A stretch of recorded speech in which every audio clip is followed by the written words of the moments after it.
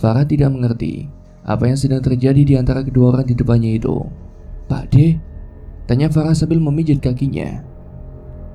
"Dok, di ngapura. Yen aku biyen wis gawe susah keluar kamu. Titip salam kanggo Nur.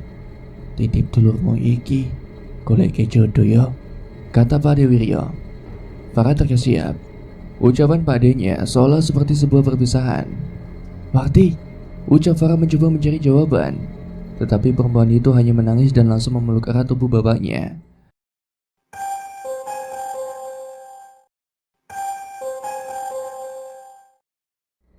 Assalamualaikum warahmatullahi wabarakatuh. Jumpa lagi dan selamat datang di channel Netra Kala. Pada kesempatan kali ini saya akan membawakan cerita yang berjudul Petaka. Bagi kalian yang ingin membacanya secara langsung, tentunya link sudah saya sertakan di kolom deskripsi video ini ya. Namun sebelum kita masuk ke inti ceritanya, bagi teman-teman semua yang belum subscribe, silahkan bisa tekan tombol subscribe terlebih dahulu dan jangan lupa nyalakan notifikasinya agar tidak ketinggalan cerita terbaru dari channel ini.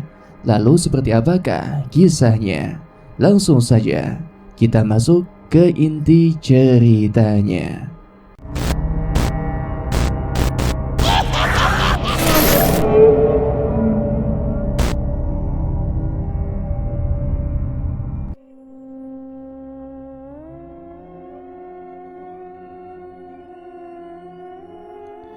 "Maafkan aku, Far, karena hampir saja membuatmu cilaka. Maafkan aku. Jangan kau jadikan dirimu seperti diriku. Maafkan mereka, Far. Jangan kau padatkan api dengan api," ucap Warti pelan, masih memeluk erat Farah. "Tapi mereka sudah mengkhianatiku, War. Wanita itu membuat hancur hidupku. Hidupku, War. Terlebih lagi dia sahabatku sendiri. Tak tahukah kau betapa sakitnya hati ini, War?" kata Farah cukup keras sambil mendorong Warti. Warti terdiam, tidak tahu ia harus berkata apa. Ia menyadari semua kesalahannya. Tamparan yang diberikan oleh bapaknya menyadarkannya bahwa semua tindakannya hanya membuat masalah menjadi semakin buruk. "Benar, Far. Kalau aku jadi kamu, pasti aku ingin wanita itu mendapatkan ganjarannya. Tetapi tamparan yang diberikan oleh bapak membuatku sadar kalau rasa sakit tidak bisa disembuhkan dengan rasa sakit juga," kata Warti pelan memandang lurus ke arah bola mata Farah. "Cukup," ucap Pak Wiryo. Sontak Farah dan Warti menoleh ke arah laki-laki tua itu yang ternyata sedang memperhatikan mereka dengan ekspresi geli di wajahnya. "Kenapa, Pak?" ucap Warti jengkel. "Sudah lama Bapak tidak melihat sisi gadismu, War. Ternyata kamu masih wanita," ucap Pak Wiryo. Farah pun melongo, menatap adanya dengan pandangan keheranan. Bagaimana mungkin bisa laki-laki tua itu merusak suasana yang begitu hikmat ini? Sudah. Mau mendapat izinmu atau tidak, Pak De akan tetap menolong ibu dan suamimu. Wanita itu kalau dibiarkan akan semakin menjadi. Mau memaafkan atau tidak, terserah kamu saja, Nduk," ucap Pak Wiryo sambil berdiri melangkah masuk menuju kamarnya. "Dasar orang tua perusak suasana," ucap Warti. Pagi sudah menjelang, suara kokok ayam saling bersahutan. Semalaman Farah dan Warti begadang, saling bertukar cerita satu sama lain tentang kondisi yang Farah alami. "Tentu tidak, Far. Tapi memang wanita itu perlu kita beri pelajaran," ucap Warti, yang secara ajaib berubah menjadi wanita yang sedikit bawel. "Duk, jangan mancing masalah," ucap Ade yang tengah duduk di meja makan sambil menikmati secangkir kopi dan rokok. "Bukan begitu, Pak.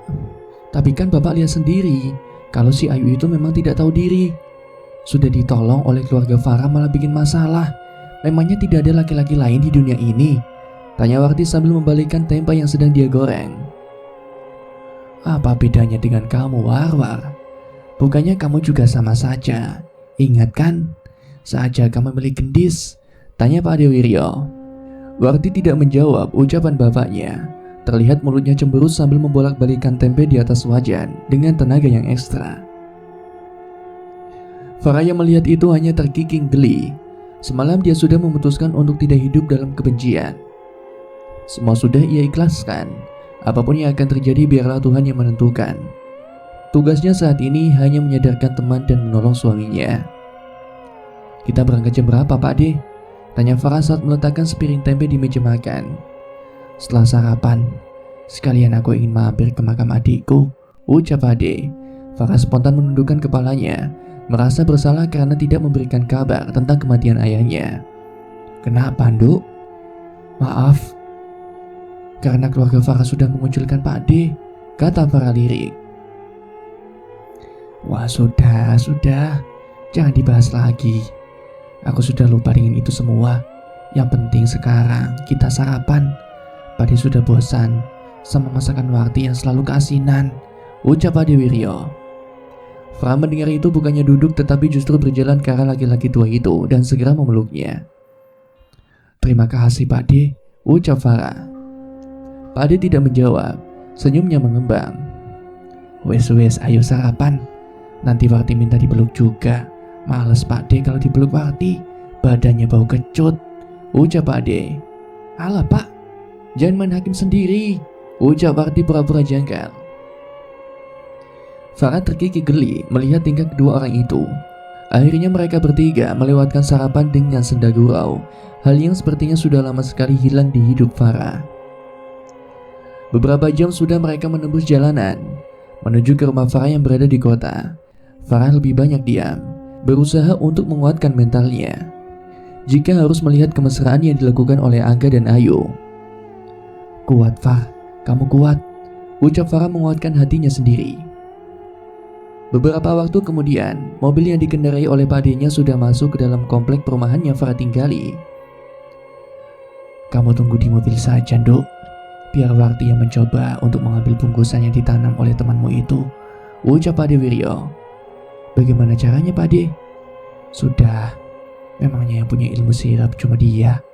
Aku juga bisa, ucap Warti. Farah mengangguk mengiyakan. Ia mempercayakan semuanya kepada Pak Ade Wiryo dan juga Warti. Ingat War, jangan keterlaluan. Kamu di sini untuk mengambil bungkusan yang ditanam oleh Ayu, ucap Pak Ade Wiryo saat mendapati ekspresi wajah anaknya. Warti tersenyum jahil. Sedikit pelajaran untuk pemanasan tidak masalah toh Pak? Tanya Warti. Pak Ade seperti mempertimbangkan sesuatu kemudian mengangguk. Sedangkan Farah kebingungan dengan apa yang akan dilakukan oleh kedua orang ini. Kini Warti sudah keluar dari mobil. Farah melihat wanita itu berjalan ke arah rumahnya. Tanpa ragu sepupunya itu segera memanggil nama suaminya. Sementara itu, Warti berjalan. Tatapannya mengarah ke arah sekitaran, melihat jika ada demit atau sesuatu yang menghalangi rumah milik Farah. Aneh, ucap Warti kebingungan saat ia tidak merasakan apapun yang aneh dari tempat itu. Seharusnya bungkusan yang diceritakan oleh Farah dan bapaknya memiliki energi yang negatif yang bisa ia rasakan. Kini ia sudah tepat berada di depan rumah Farah. Beberapa kali ia memanggil nama Angga, tapi tidak ada sahutan sama sekali. Dengan penasaran, Warti nekat membuka pintu gerbang. Seketika, saat kakinya melangkah masuk bagian rumah Farah, bulu kuduk yang ada di tubuhnya meremang hebat. Hatinya merasa tertekan, seolah ada benda padat yang menghimpitnya. Astaga, apa yang sudah dilakukan oleh wanita itu? Ucapnya pelan saat mendapati energi negatif yang begitu besar.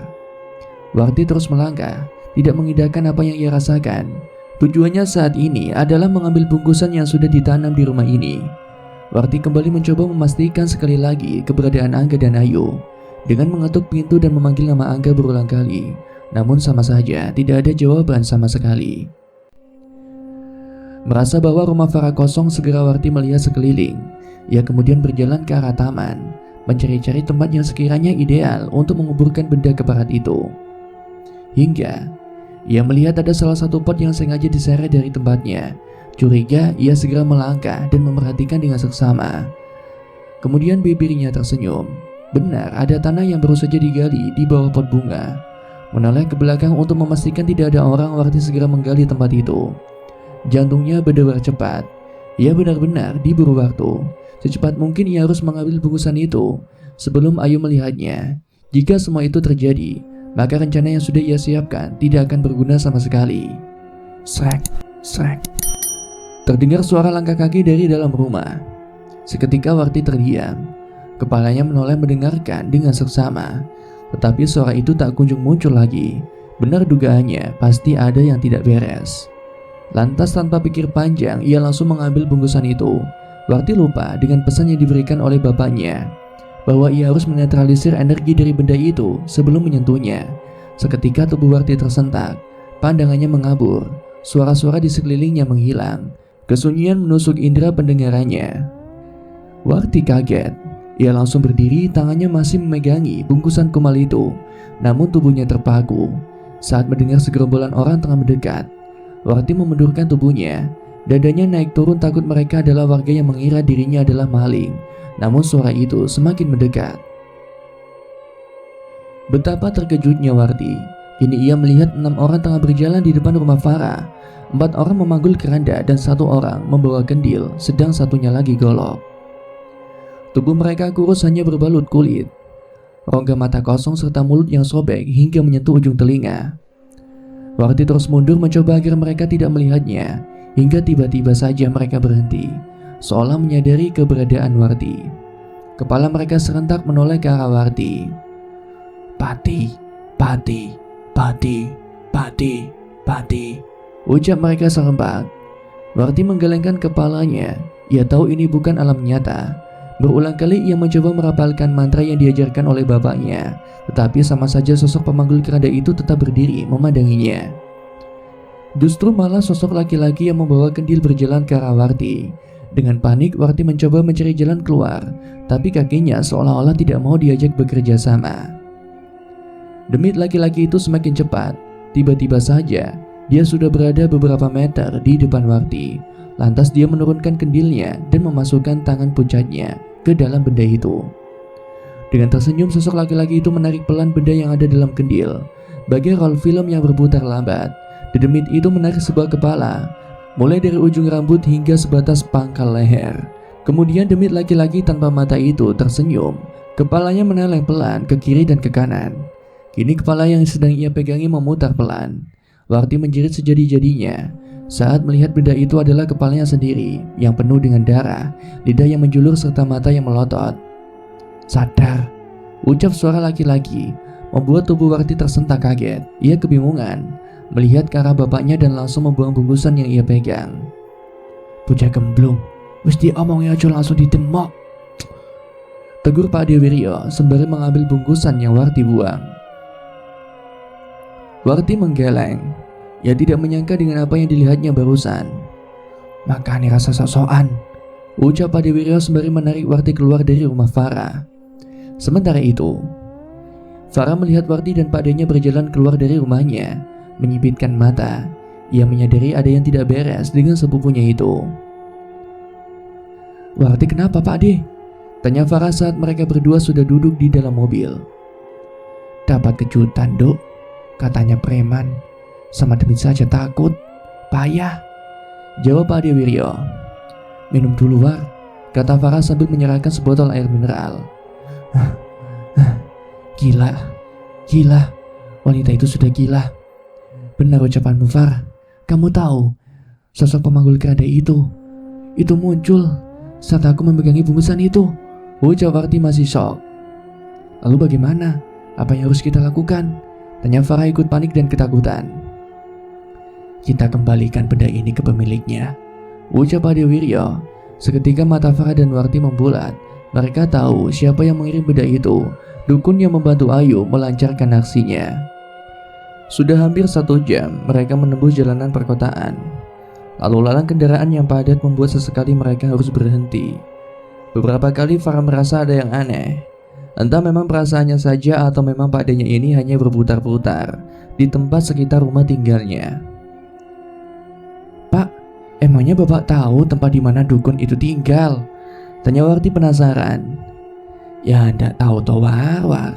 Tahu Bapak juga tidak kenal sama orang itu, ucap Pak Dewiryo tanpa dosa. Farah yang mendengar itu menghembuskan napas panjang, sedang Warti matanya sudah melotot.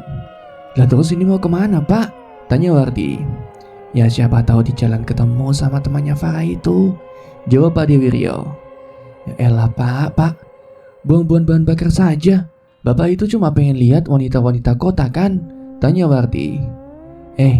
Kalau ngomong ada benernya kamu War, kata Pak Dewiryo sambil terkekeh. Kepala Farah semakin pusing dengan adu debat kedua orang itu. Jadi kita sekarang mau kemana Pak De? Kalau kita tidak tahu tempat tinggal dukun itu, lebih baik kita pulang dulu saja, sambil memikirkan langkah selanjutnya, tanya Farah. Pak De memang tidak tahu, tapi kan kamu sudah pernah ke sana, Far, ujar Pak Dewiryo. Dek, jantung Farah seolah berhenti berdetak saat mendengar kalimat Pak De-nya itu. Maksudnya Pak De?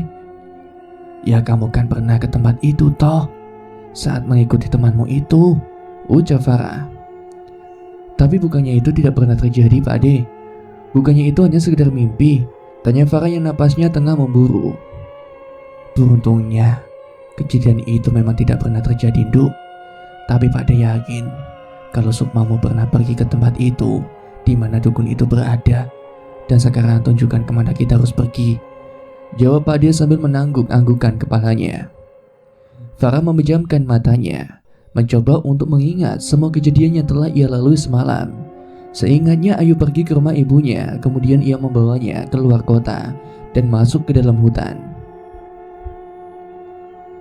Benar Far, ini jalan yang kamu lihat, tanya Warti saat mobil mereka sudah masuk ke dalam jalanan yang sepi yang diapit oleh ribuan pepohonan.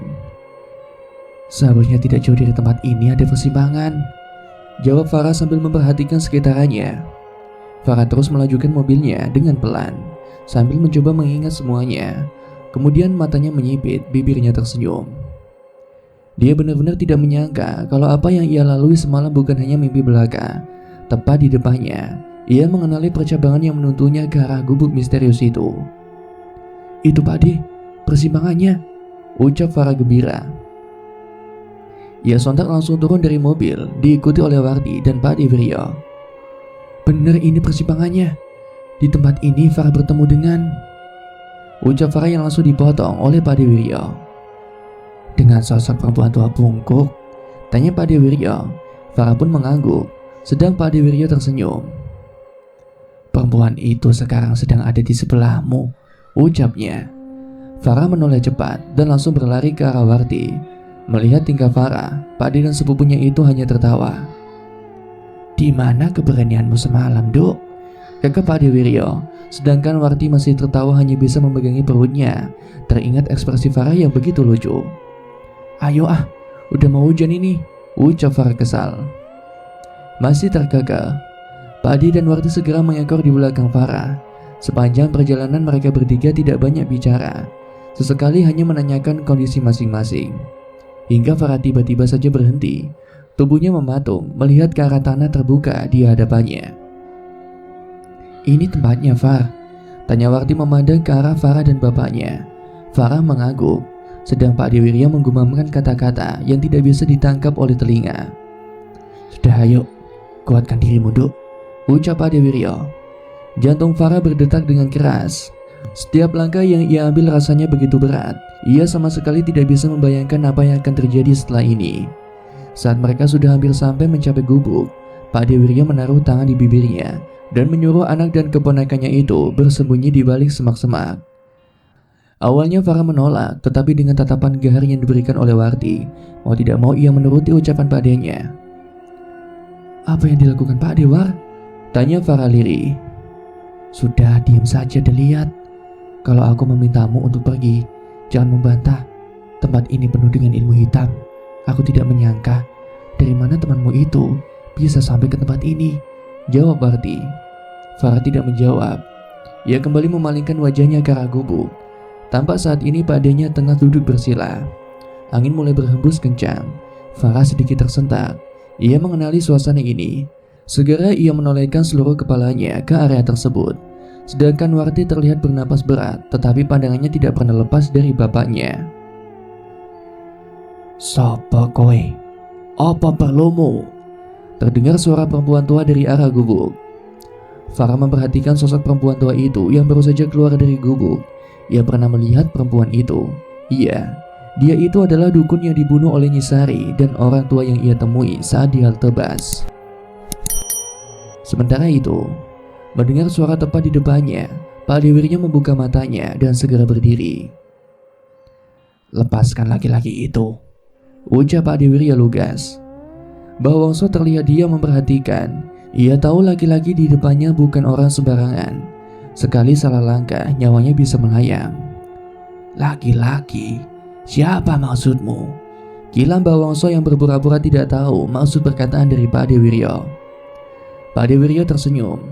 Segera ia merogoh sesuatu dari dalam tasnya dan segera mengangkat bungkusan kumal yang diambil oleh Warti setinggi dada. "Harus dengan cara kasar seperti ini, Nyi?" ucap Pak Dewiryo menaruh korek api tepat di bawah bungkusan itu. Mbah Wongso terkesiap. Mimik wajahnya berubah. Matanya tidak lepas dari benda yang dipegang oleh laki-laki di depannya itu. "Sekali lagi, lepaskan laki-laki itu dan angkat semua ilmu hitam yang kau pakai, atau demit itu akan mengambil jiwamu," ucap Pak Dewiryo. Entah dari kapan mereka datang, tidak ada yang memperhatikan kecuali Pak Dewiryo. Para pemanggul keranda berjalan tanpa suara dan sudah berdiri tidak jauh dari tempat Mbah Wongso dan Pak Dewiryo. "Ambil orang-orang itu dan segera pergi dari tempat ini," ucap Mbah Wongso saat dia melirik ke arah para pemanggul keranda dan segera berjalan masuk ke arah gubuk. Melihat itu, Pak Dewiryo mengerutkan dahinya. Ada sesuatu yang tidak beres dengan semua kemudahan ini. Apa yang sedang direncanakan oleh perempuan tua itu? Saat Mbah Wongso sudah masuk ke dalam gubuk, Pak De langsung menoleh ke arah Warti dan Farah yang bersembunyi. Benar, dugaannya kedua wanita itu sudah berdiri dan berniat untuk menyumbanginya. "Tunggu," ucap Pak De cepat. Sementara Farah dan Warti langsung berhenti. Benar saja, Mbah Wongso kembali keluar, menyeret Angga dan kondisinya benar-benar memprihatinkan. Laki-laki itu bertelanjang dada dan hanya memakai celana boxer. Tatapannya masih terlihat kosong. Bahkan saat Mbah Wongso menjambak rambutnya dan meminta laki-laki itu berjalan, ia hanya menurut. "Manusia ini kan yang kamu mau," ucap Mbah Wongso. "Ambillah. Toh hidupnya juga sudah tidak berguna. Kamu pasti juga tahu kan, pengaruh ilmu ikat sukmo itu tidak akan hilang sebelum orang yang membuatnya mati," lanjut Mbah Wongso. "Begitu, suruh laki-laki itu kemari dan segera masuk ke dalam. Setelah itu, aku akan pergi dan nyawamu akan selamat," perintah Mbah Wiryo. Menuruti ucapan Pak Dewiryo, Mbah Wongso segera membisikkan sesuatu ke telinga Angga. Terlihat ia mengerjap beberapa kali. Segera setelah itu, Angga berjalan sempoyongan ke arah Pak Dewiryo. Farah yang melihat itu ingin sekali datang dan membantu suaminya, tetapi sedari tadi Warti menahannya agar tidak bergerak sama sekali. "Nang, wayai mulai," ucap Pak Dewiryo tersenyum sambil menurunkan bungkusan yang ia angkat setinggi dada. Angga diam tidak menjawab. Matanya terus menatap ke arah benda yang sedang dipegangi oleh laki-laki tua itu di depannya. Hingga saat Pak De ingin memanggil Farah dan Warti, tiba-tiba saja Angga menerjang tubuhnya. Kalah cepat tanpa bisa menghindar, Pak Dewiryo dan Angga tersungkur ke lantai. Mereka berdua bergula seru, memperebutkan benda sial pembawa petaka itu. Sementara itu, Warti yang melihat bapaknya dipukuli oleh Angga langsung berdiri, sedangkan Farah justru terdiam shock melihat kejadian itu. "Balik! Balik!" teriak Pak Dewiryo saat melihat Warti muncul dari arah semak-semak. Tidak menggubris ucapan bapaknya itu, Warti terus berlari. Ia tidak menyadari kalau Mbah Wongso sudah berdiri di depan gubuk dengan ekspresi puas di wajahnya. "Manusia-manusia sampah," ucapnya tersenyum.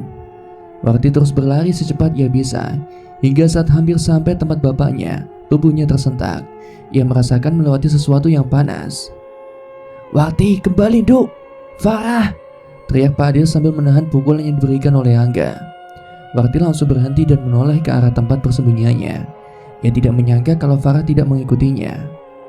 Bingung apa yang harus dilakukannya, Warti kembali menoleh ke arah bapaknya yang masih bergula seru.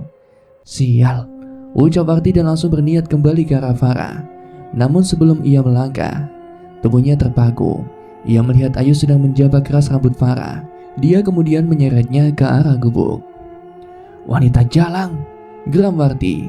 Tanpa takut sedikit pun, ia berjalan ke arah gubuk, mencoba tidak mengindahkan erangan bapaknya dari arah belakang. "Tidakkah kalian puas?" ucap Warti menahan amarah. Tangannya terkepal kuat. "Bocah wingi sore kakan cangkem," sahut Mbah Wongso. Sedang Ayu hanya terdiam dan terus menjambak rambut Farah.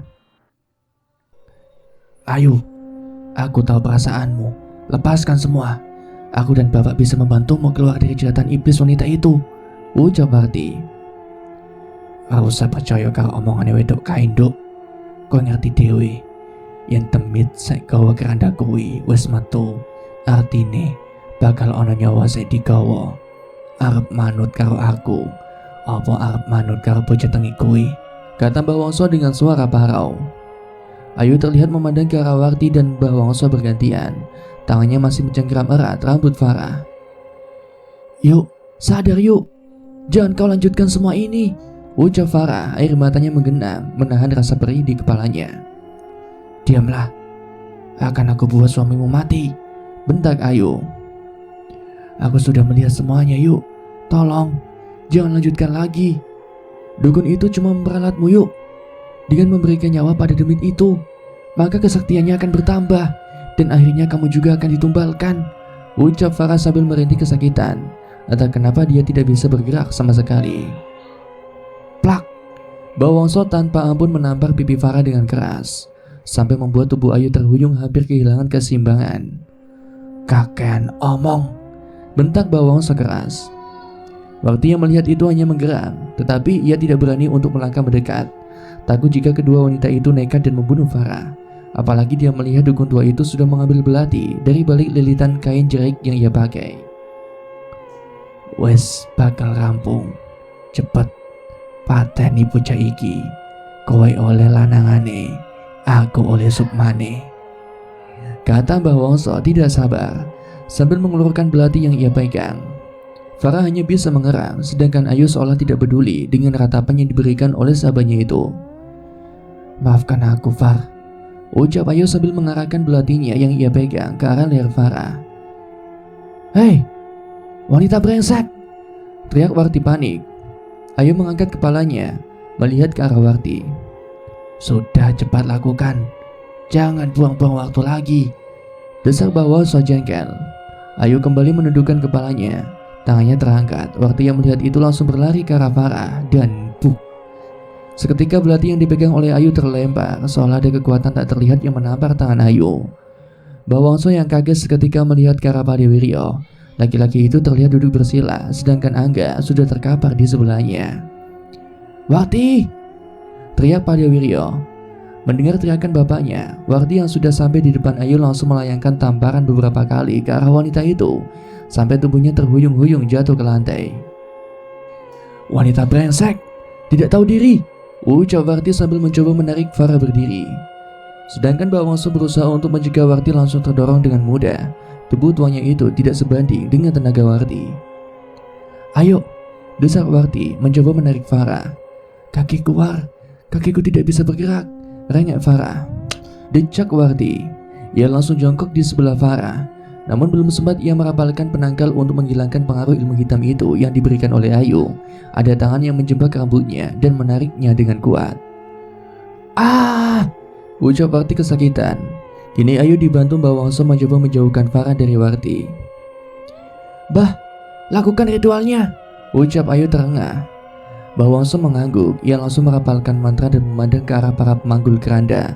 Sontak suasana di tempat itu berubah drastis. Angin berhembus dengan kencang. Udara di sekitar mereka menjadi dingin. Belum lagi suara lolongan memegahkan telinga yang tiba-tiba saja hadir. Warti dan Farah sontak melihat ke arah pemanggul keranda yang tengah berdiri tidak jauh dari tempat mereka. Keduanya tersentak kaget, takut akan kehadiran sosok dedemit itu. "Gila kalian!" jerit Warti mencoba melepaskan diri dari cengkraman Ayu. Sedangkan Farah hanya bisa menggelengkan kepalanya panik. Sekuat tenaga ia mencoba untuk menggerakkan badannya, tetapi percuma saja. Entah apa yang sudah Ayu lakukan padanya. Area bawah badannya terasa begitu lemas. Ia hanya bisa menggerakkan tangan dan kepalanya saja. Kini pemanggul keranda itu mulai berjalan bergerak ke arah gubuk. Mbah Wongso terus saja merapalkan mantra yang tidak bisa didengar oleh mereka. Pati, pati, pati. Suara sekumpulan laki-laki memenuhi gendang telinga Farah, membuatnya bergidik ngeri. Pak! Teriak Warti panik saat mendapati para pemanggul keranda itu semakin dekat ke arah mereka. Namun terlihat Pak Dewiryo saat ini sedang bersimpuh di samping Angga. Entah apa yang dilakukan oleh laki-laki itu. Ia hanya duduk bersila tanpa melakukan apapun. Kubunuh kalian, brengsek! Pergi Far, pergi! Kembali Warti berteriak histeris sambil masih mencoba melepaskan tubuhnya dari cengkraman Ayu. Aku tidak tahu siapa kamu. Tetap diam atau belati ini akan membawamu ke neraka, kata Ayu sambil mengarahkan belati yang ia pegang tepat ke arah leher Warti. Seketika Warti berhenti meronta. Ia merasakan mata pisau belati yang Ayu pegang sudah sedikit mengiris kulit lehernya. Nah, bagus. Sekarang kita lihat demit keranda itu mengambil jiwa Farah. Setelah itu baru kita pikirkan bagaimana dengan nasib kalian. Lanjut Ayu tersenyum, menatap Farah yang berusaha sekuat tenaga untuk pergi. Terlihat Farah mulai menitikkan air matanya. Pandangannya terus tertuju ke arah 6 orang yang sedang melangkah pelan sambil menyerukan suara kematian. Ya Tuhan, tolong, apa yang harus aku lakukan? Tolong, ucap Farah lemas. Kini para pemanggul keranda itu sudah berada tepat di depan gubuk. Raut wajah mereka tidak menampilkan ekspresi apapun. Namun aura kematian yang terpancar membuat siapa saja merasa enggan untuk menatap mereka. Dedemit laki-laki yang membawa golok berjalan mendekati tanpa suara. Tiap langkahnya seolah menjadi hitungan kematian bagi Farah. Pak De, tolong! Ucap Farah semakin panik tatkala si pria sudah hampir mencapai tempatnya. Patimu sedang mana? Ucapnya bergaung di telinga Farah. Mendengar itu, telinga Farah berdenging dengan kuat. Udara di sekitarnya seolah menghilang. Dadanya terasa begitu sesak, seolah-olah saluran pernapasannya sedang tersumbat sesuatu yang tidak terlihat. Tangan kanan pria itu mulai terangkat. Farah melihat bilah golok yang dipegangi sosok demit itu di depannya yang benar-benar tajam. Ia sudah pasrah sekarang. Setidaknya mungkin dengan kematiannya ia bisa menyelamatkan orang-orang di sekelilingnya. Mata Farah pun terpejam menunggu kedatangan kematian, tetapi waktu berlalu begitu lama. Tidak ada rasa sakit yang muncul di sekitar lehernya. Perlahan Farah kembali membuka matanya. Kini ia melihat si pembawa golok sedang menoleh ke arah Mbah Wongso. Kowe arep matani anakku, gelegar suara Pak Dewiryo dari arah tengah lapangan. Farah menoleh seketika. Ada desiran kelegaan dan ketakutan ketika melihat Pak D-nya sedang berdiri dengan kedua tangan berada di pinggangnya. Karisma dari seorang yang ia anggap konyol membuatnya begitu terpana. Sampai-sampai tidak ada seorang pun dari mereka yang menjawab pertanyaan Pak Dewiryo. Laki-laki itu terus melangkah pelan namun penuh dengan kemantapan, memandang tajam Mbah Wongso yang terlihat gusar. Bah, kepiye? Tanya Ayu yang sudah sadar. Tanpa diduga, Mbah Wongso melasa cepat. Ia menarik belati yang ada di tangan Ayu dan langsung mengarahkan mata pisaunya ke atas kepala Warti. Maju sak langkah maneh, wadon iki bakal mati, tegas Mbah Wongso. Pak Dewiryo berhenti seketika. Ia menatap ke arah Warti dengan tatapan yang tidak bisa diartikan.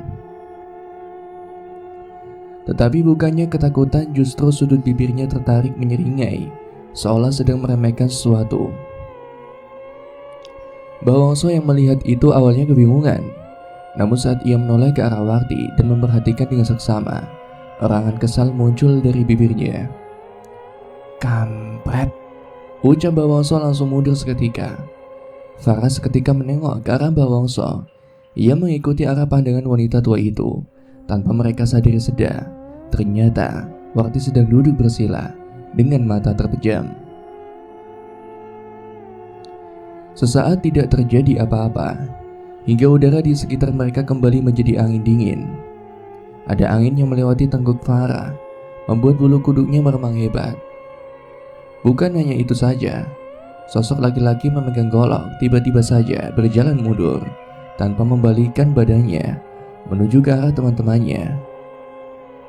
"Longo, Longo," ucap Mbak Wongso pada Ayu. Sedangkan Ayu kebingungan hanya merepat dan langsung bertanya pada Mbak Wongso. "Kenapa, Mbak? Kenapa?" ujar Ayu panik. Belum sempat Mbak Wongso menjawab, sesosok wanita yang sangat Farah kenali sudah muncul di hadapan Warti. Berbeda dengan kondisi terakhir yang ia lihat, sosok Nyisari datang dengan wujud perempuan yang mengerikan. Rambut panjang berantakan, matanya merah menyala, serta gigi taringnya yang mencuat dari sela-sela bibirnya. "Nyai," ucap Warti menundukkan kepalanya. Mengetahui ada sosok demit baru yang muncul, Mbah Wongso bergegas merapalkan mantra. Tetapi sejurus kemudian, perempuan tua itu tiba-tiba saja terpelanting mundur hingga menabrak dinding kayu. "Ah, kampret!" orang Mbah Wongso sambil mengelus-ngelus dadanya. Sedangkan Ayu mulai mundur ketakutan. Ia merasakan sosok yang berdiri tidak jauh dari tempatnya itu memiliki aura yang jauh lebih mengerikan daripada sosok dedemit pembawa keranda. Nyisari menolehkan kepalanya dengan lambat ke arah Mbah Wongso. Lantas ia berjalan ke arah wanita tua yang sedang mengerang kesakitan itu. Dengan panik, Mbah Wongso mengedarkan pandangannya ke arah sekitar. Saat matanya menatap ke arah Ayu, ia berteriak lantang. Pateni konco muka enduk!" teriak Mbah Wongso. Ayu mengerjap. Kesadarannya kembali pulih. Ia hanya memiliki waktu sepersekian detik untuk memutuskan semuanya. Seketika Ayu melihat Belati yang tergeletak tidak jauh dari tempatnya berdiri. Sedangkan Warti yang mendengar teriakan Mbah Wongso juga langsung mengarahkan pandangannya ke arah Ayu. Saat Ayu mulai bergerak, Warti juga langsung melompat. Kedua wanita itu berusaha untuk mengambil Belati yang tidak jauh dari tempat mereka. Puh!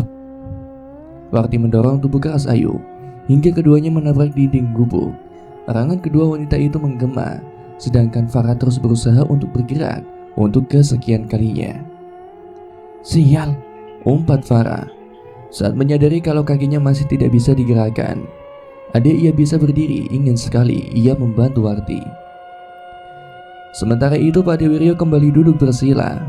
Meskipun kedatangan sosok Nyisari yang sudah membuat perjanjian dengan Warti sedikit membantu, tetapi ia harus menyingkirkan para pemanggil keranda itu supaya ritual yang sudah dilakukan oleh Mbah Wongso pada Farah dan Angga bisa hilang sepenuhnya. "Patine waton kae wis ditulis nganggo getih ning tabelo iki. Golek ganti lan awakku bakal menyang saka panggonan iki," ucap suara tepat di telinga Pak De. Terdengar suara jeritan wanita keras. Pak Dewiryo segera membuka matanya. Kini ia melihat sosok Nyisari sedang berdiri tidak jauh dari tempat Mbah Wongso berada. "Setan asu!" bentak Mbah Wongso mengumpat. Seketika ia terbatuk dan mengeluarkan darah dari mulutnya. Nyisari tidak merespon ucapan perempuan tua itu. Tatapannya begitu datar, seolah tidak memiliki emosi meski mendengar dirinya dicaci maki. "Aja dikira aku iso ngadepi kowe," ujar Mbah Wongso langsung merapalkan mantranya. Tetapi belum sempat ia selesai dengan mantra miliknya, kembali Nyisari mengangkat tangan kanannya menunjuk tempat ke arah Mbah Wongso. Seketika tubuh Mbah Wongso menegang. Spontan ia langsung mengerahkan kedua tangannya ke arah leher. Perempuan tua itu meronta-ronta, seolah ada sesuatu yang tidak terlihat sedang mencekik lehernya. Dengan perlahan kepala Nyisari meneleng ke kanan dan ke kiri, sedang tubuh Mbah Wongso seperti bergerak sendiri. Sangat pelan ia dipaksa untuk berdiri. "Dok, tolong dok," ucapnya sambil melirik ke arah Ayu yang masih saling menjabak dan memukul. Mbah Wongso terus berusaha untuk melawan. Ia kembali memejamkan matanya dan mencoba untuk merapalkan mantra untuk menghalau demit yang sedang menguasai tubuhnya itu. Namun anehnya, justru kini mulut Mbah Wongso dipaksa untuk terbuka, seperti ada tangan yang tidak terlihat sedang menarik paksa lidahnya untuk keluar. Farah yang melihat itu hanya diam terpesona. Ia tidak menyangka Nyisari bisa sedemikian kuat. Siapa sebenarnya sosok dedemit itu? Farah menjerit dengan keras. saat melihat bahwa Wangso dengan keras menggigit lidahnya sendiri hingga daging merah muda itu putus dan jatuh ke lantai. Mendengar jeritan Farah, Ayu dan Warti sejenak berhenti. Seketika mereka menengok ke arah Farah lalu mengikuti arah pandangan wanita itu. Benar saja, mereka tidak menyadari jika Mbak Wangso sudah dalam posisi berdiri yang aneh. Mulutnya penuh darah, kepalanya menggeleng ke kanan dan ke kiri dengan kuat. Tangannya kembali bergerak pelan mengarah ke kepalanya. Farah dan yang lainnya seperti sudah menyadari apa yang akan terjadi. Tangan Mbak Wangso sudah berada di atas dan bawah kepalanya. Kepala wanita itu terus bergerak ke kanan dan ke kiri, seolah ingin menghindar dari tangannya sendiri, hingga terdengar suara tertawa perempuan yang membuat bulu kuduk mereka berdiri semua. Sosok Nyisari yang sedari tadi diam, kini tersenyum dan tertawa lirih. Belum sempat Warti meminta demit wanita itu untuk berhenti, sosok Nyisari dengan kekuatan gaibnya membuat tangan Mbak Wangso bergerak cepat, memutar kepalanya sendiri. Kak. Terdengar suara tulang yang diputar dengan keras. Tubuh Mbak Wangso mengejang sesaat kemudian ambruk dengan posisi tengkurap dengan kepala menghadap ke atas. Astagfirullah, teriak Farah histeris. Tubuh Ayu bergetar hebat. Ia tidak menyangka dukun yang ia anggap sakti itu dengan mudahnya dibunuh oleh demit perempuan itu. Hilangkan, cepat hilangkan pengaruh ilmu hitam itu yang kamu gunakan pada Farah, ucap Warti sambil menyeret tubuh Ayu ke arah Farah tanpa ampun. Far, tolong Far, rengek Ayu. Diam, wanita brengsek tidak tahu malu. Warti yang terus menyeret Ayu. Tolong Far, biarkan aku hidup dan akan kukembalikan Angga padamu, kata Ayu. Tangis wanita itu pun pecah. Ketakutan di dalam batinnya bercampur dengan rasa sakit yang timbul di tubuhnya. Budak, cepat hilangkan pengaruh hitam itu, ucap Warti. Tidak semudah itu, Nduk, ucap Ade Wiryo. Bapak, kata Warti saat mendapati bapaknya sedang berjalan ke arah mereka. Ilmu hitam yang digunakan oleh dukun itu hanya bisa dimusnahkan oleh orang yang membuatnya. Tetapi sekarang wanita itu sudah mati. Kenapa kamu membunuhnya, Nduk? Kata Pak Wiryo keras di kalimat terakhir yang ia ucapkan. Tapi Pak, kata Warti kebingungan. Pak De, terus bagaimana ini? Tanya Farah lemas, mengira bahwa dirinya akan lumpuh untuk selamanya. Srek. Semua orang yang ada di sana menoleh ke belakang. Mereka melihat para pemanggul keranda sedang mengangkat tubuh Mbah Wangso. Farah menelan ludahnya. Ia ngeri melihat kondisi Mbah Wangso yang begitu memprihatinkan. Belum lagi saat kepala perempuan itu ditembas dan dimasukkan ke dalam kendi. Tanpa mereka sadari, Ayu memanfaatkan situasi itu. Perlahan ia bangkit dan langsung berlari ke arah hutan. Hei! Teriak Warti saat melihat Ayu berlari. Ia berusaha untuk mengejarnya, tapi tubuhnya ditahan oleh bapaknya. Sudah, biarkan dia pergi.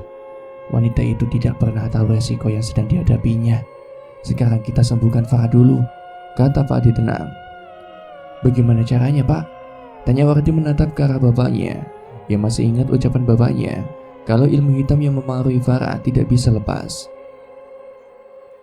Pak Wiryo tersenyum, sedang Warti yang awalnya kebingungan tiba-tiba saja seperti mendapatkan pemahaman. Warti pun menggeleng kuat. Jangan Pak, jangan, ucap Warti. Kantine sukmo sewas ditulis ning tabelo kae. Ya kudu sukmo, Nduk, kata Pak Wiryo. Farah tidak mengerti apa yang sedang terjadi di antara kedua orang di depannya itu. Pak De, tanya Farah sambil memijit kakinya. Dok, di ngapura yen aku pian wis gawe susah keluargamu. Titip salam kanggo Nur. Titip dulurmu iki goleke jodoh ya, kata Pak Wiryo. Farah terkesiap. Ucapan Pak D-nya seolah seperti sebuah perpisahan. Warti, ucap Farah mencoba mencari jawaban. Tetapi perempuan itu hanya menangis dan langsung memeluk erat tubuh bapaknya. Sudah, Nduk, bapak itu sudah tua. Kalau dibandingkan, masa depan kalian itu masih panjang. Pesan bapak, jangan sampai kejadian seperti ini terulang kembali, kata Pak Wiryo mencoba menenangkan Warti. Hei, kalian kenapa? Teriak Farah kencang. Far, ilmu hitam yang mereka gunakan sudah mengikat sukmamu. Sampai kapanpun Demit keranda itu akan terus menghantuimu, dan hanya ada satu cara untuk melepaskan itu semua, kata Warti. Maksudnya, tolong bicara lebih jelas, desak Farah yang masih tidak mengerti ucapan dari Warti. Jika kamu ingin lepas dari semua ini, nyawamu harus ditukar dengan nyawa orang lain, ucap Warti sambil menghapus air matanya. Seketika Farah paham, semuanya terasa sunyi seperti kenyataan sedang menjauh darinya. Farah menggelengkan kepalanya dengan kuat. Tidak, biar Farah saja, ucap Farah parau. Air matanya mulai keluar, tenggorokannya terasa sakit sekali. Duh, semua sudah digariskan. Aku sudah hidup lama dan pernah berbuat seperti yang dilakukan dukun itu. Mungkin ini memang jalan yang harus Pak De tempuh untuk menebus semua dosa yang sudah aku lakukan, ucap Pak De Wiryo. Tanpa menunggu jawaban dari Farah, laki-laki itu langsung duduk bersila, menghadap ke arah pemanggul keranda yang ternyata sedari tadi memperhatikan mereka. Kembali udara menjadi dingin, sosok Nyisari yang berdiri tidak jauh dari mereka langsung menghilang dari pandangannya. Pak De, Warti, tolong, jangan, Warti lakukan sesuatu, teriak Farah. Tapi Warti hanya menggeleng dan memalingkan kepalanya.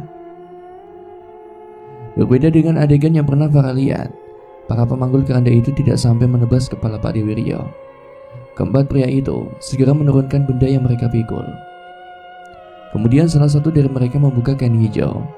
Tidak menggubris erangan dan teriakan Farah, Pak De Wiryo berdiri dan melangkah pelan. Bibirnya tersungging, tersenyum penuh keikhlasan. Hingga saat mencapai sisi keranda, Pak De Wiryo tidak mendapati tubuh Mbak Wongso di sana. Menoleh sesaat ke arah kedua perempuan itu, Pak De Wiryo kembali tersenyum dan langsung masuk dan merebahkan tubuhnya ke dalam keranda. Kemudian salah satu sosok demit keranda menutup kembali keranda itu, lantas mereka pergi dengan gaung suara kematian. Pati, Pati, Pati, Pati, Pati, Pati, Pati. Jadi, Pak De Wiryo setelah itu tidak pernah terlihat lagi, Bu? Tanya seorang laki-laki. Wanita yang dipanggil ibu hanya menggeleng. Ia tersenyum kecut, mengingat kepingan kejadian puluhan tahun silam. Sesaat ketika Pak De Wiryo menghilang bersama dengan pemanggul keranda, kakinya secara ajaib bisa bergerak.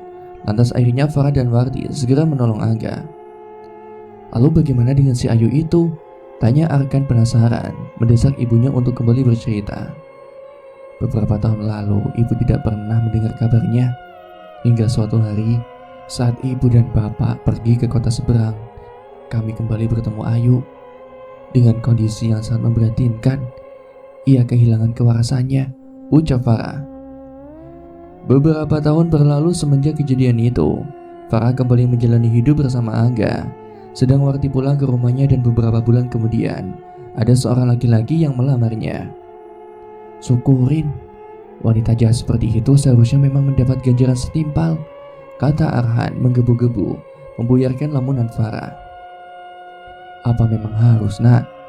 Ucap Farah tersenyum sambil membelah rambut kepala anaknya yang sudah mulai tumbuh dewasa. Mendengar pertanyaan ibunya, Arhan mengerutkan dahinya bingung. Tidak ada manusia yang layak mendapatkan kesengsaraan di hidupnya. Sejatinya kita sedang memainkan peran yang diberikan oleh Tuhan, maka yang terluka biasanya kerap melukai. Lanjut Farah tersenyum, mengabaikan kebingungan Arhan. Lantas ia beranjak menuju ke arah taman belakang, menyambangi Angga yang tengah bermain dengan anak perempuannya. Dan cerita pun selesai. Demikianlah kisah yang dapat saya sampaikan. Semoga kisah ini bisa bermanfaat dan memberikan pelajaran bagi kita semua. Amin ya rabbal alamin. Sekian dan terima kasih. Semoga bermanfaat dan sampai jumpa di episode-episode selanjutnya. Wassalamualaikum warahmatullahi wabarakatuh.